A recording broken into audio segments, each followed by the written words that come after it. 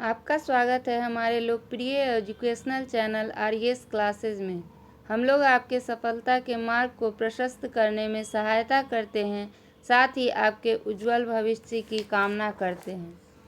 आज मैं आपको ज्वालामुखी अर्थात वोल्केनो के विषय में बताने जा रही हूँ। ज्वालामुखी पृथ्वी पर एक गहरी छिद्र है, जिस छिद्र का संबंध पृथ्वी के आंतरिक भाग पिघले हुए मैग्मा से है। लेपली, मटर के दाने के समान जमे मैग्मा को लेपली कहते हैं। प्रेसिया, कोनेकार रूप में जब मैग्मा का जमाव होता है तो उसे हम प्रेसिया कहते हैं। ज्वालामुखी बम, बड़े बड़े टुकड़े के रूप में जब मैग्मा का जमाव हो जाता है और ऊपर से जब पृथ्वी पर गिरती है तो उसे ज्वालामुखी बम कहते हैं। पायरोक्लास्ट, ज्वालामुखी नली से राख, लावा, चट्टान के टुकड़े जब बाहर निकलते हैं और सम्मिलित रूप में जम जाते हैं तो उसे पायरोक्लास्ट कहते हैं।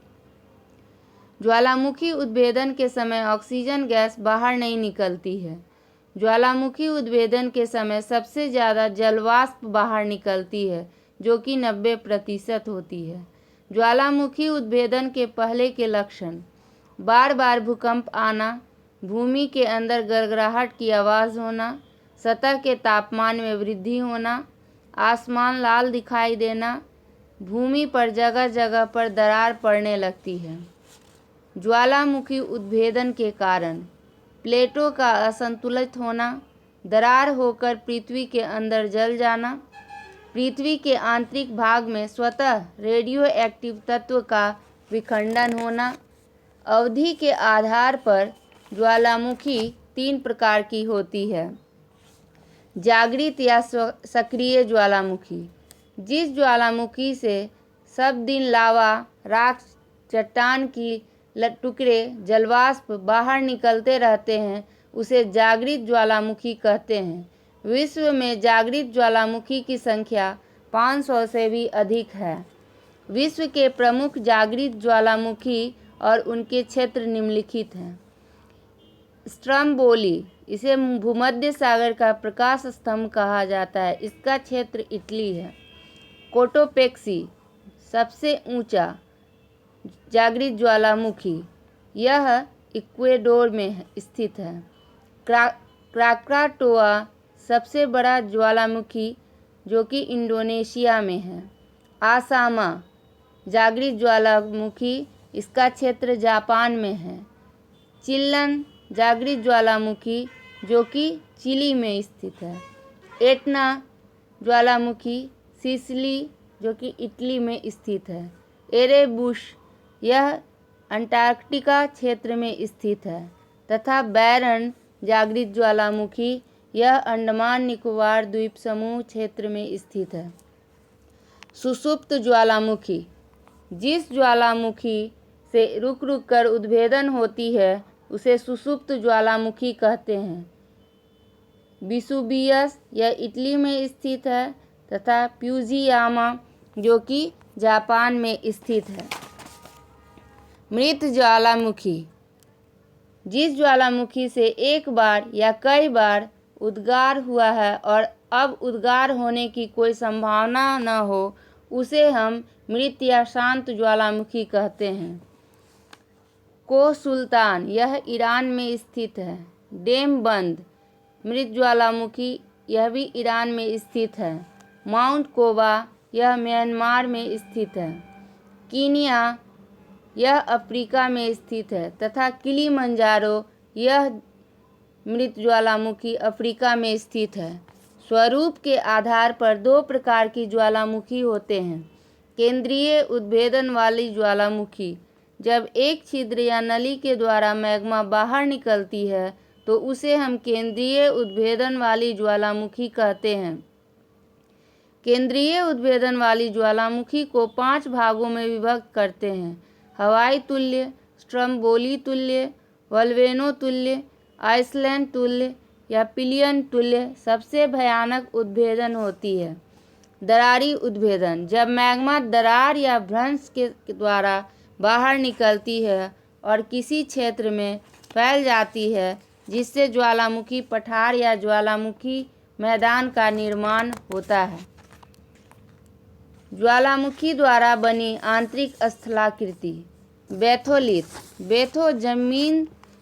बेथोलिथ बेथो जर्मन शब्द है जिसका अर्थ होता है गहराई। पृथ्वी के अंदर अधिक गहराई में जब मैग्मा का गुंबदाकार रूप में जमाव होता है तो उसे बेथोलिथ कहते हैं। इस तरह की आकृति रांची के पठारी क्षेत्रों में देखने को मिलती है। फेकोलिथ। मोरदार पर्वत के अपनति और अभिनीति में जब मैग्मा का लहरदार रूप में जमाव होता है तो उसे फेकोलिथ कहते हैं। इस तरह की आकृति एंडीज पर्वतीय क्षेत्रों में मिलती है।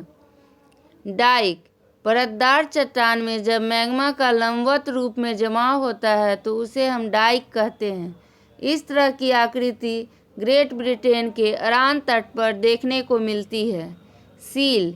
परतदार चट्टान में जब मैग्मा का क्षैतिज रूप में मोटी जमाव होती है तो उसे सील कहते हैं और पतली जमाव होती है तो उसे सीट कहते हैं।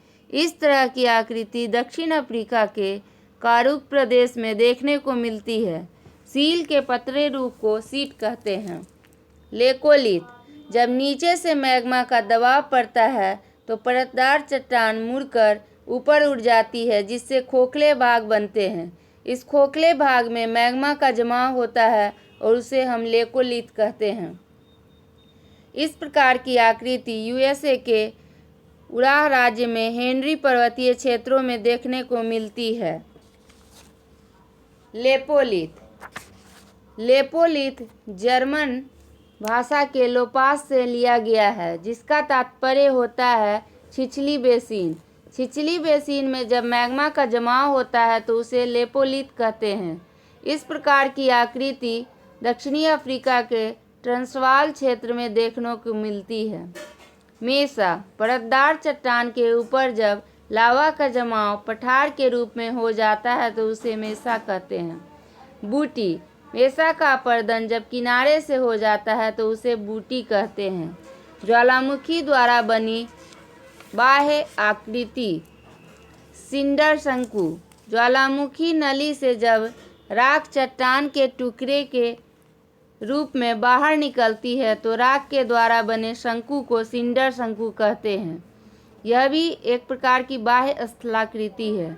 शुरू में इसकी ऊंचाई कम होती है लेकिन 2-4 दिन में इतनी राख निकलती है कि 400-500 फीट ऊंचे शंकु का निर्माण हो जाता है जिसे सिंडर शंकु कहते हैं।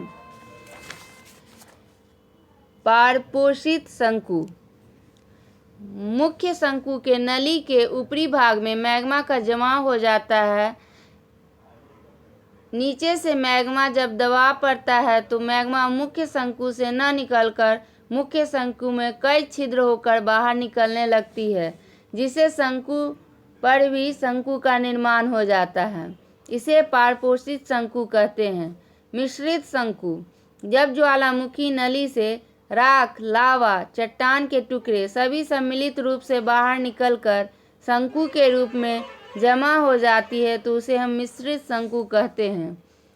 पेंटिक लावा शंकु। जब लावा में सिलिका की मात्रा कम होती है तो लावा पतली होती है और ज्वालामुखी नली से निकलते ही अधिक दूर में फैल जाती है जिससे कम ऊंचे शंकु का निर्माण होता है जिसे हम पैटिक लावा शंकु कहते हैं।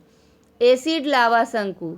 जब लावा में सिलिका की मात्रा 70% से अधिक होती है तो लावा गाढ़ी होती है और ज्वालामुखी नली से निकलते ही चारों ओर अधिक दूर में फैलने के बजाय कम दूरी में फैलती है जिससे ऊंचे शंकु का निर्माण होता है जिसे हम एसिड लावा शंकु कहते हैं। नीचे धंसे भाग। क्रेटर। ज्वालामुखी के प्याले आकार के मुख को ही क्रेटर कहते हैं। क्रेटर में जब जल का जमाव होता है तो उसे क्रेटर झील कहते हैं। क्रेटर का आकार उद्गार पर निर्भर करती है। कभी कभी क्रेटर में भी क्रेटर का निर्माण हो जाता है, उसे घोंसलादार क्रेटर कहते हैं। काल्डेरा। क्रेटर के बृहद रूप को ही काल्डेरा कहते हैं। काल्डेरा शब्द स्पेनिश शब्द है जिसका अर्थ होता है कड़ाह। काल्डेरा का आकार धसाव क्रिया द्वारा बढ़ती है। गीजर, ज्वालामुखी क्षेत्र में गर्म पानी जब पृथ्वी के अंदर से रुक रुक कर फव्वारे के रूप में बाहर निकलती है तो उसे गीजर कहते हैं। विश्व का सबसे बड़ा गीजर येलोस्टोन पार्क में फेथफुल गीजर्स है। गुआरे, ज्वालामुखी नली से राख, लावा, चट्टान के टुकड़े न निकलकर जब धुआं बाहर निकलती है तो उसे धुओर कहते हैं। धुओर में जब गंधक की मात्रा अधिक होती है तो उसे शोलक तारा कहते हैं। विश्व में सबसे अधिक ज्वालामुखी उद्भेदन परिप्रशांत पेटी होती है जिसे अग्नि मेखला पेटी कहते हैं। सबसे अधिक इंडोनेशिया द्वीप पर ज्वालामुखी उद्भेदन होती है। ऑस्ट्रेलिया महादेश में कभी कभी भूकंप एवं ज्वालामुखी उद्भेदन नहीं होती है। ब्रह्मांड का सबसे ऊंचा ज्वालामुखी पासमस ज्वालामुखी है। आज के इस वीडियो में इतना ही। ज़्यादा से ज़्यादा परीक्षा उपयोगी वीडियो के लिए हमारे चैनल को सब्सक्राइब एवं लाइक कीजिए। धन्यवाद।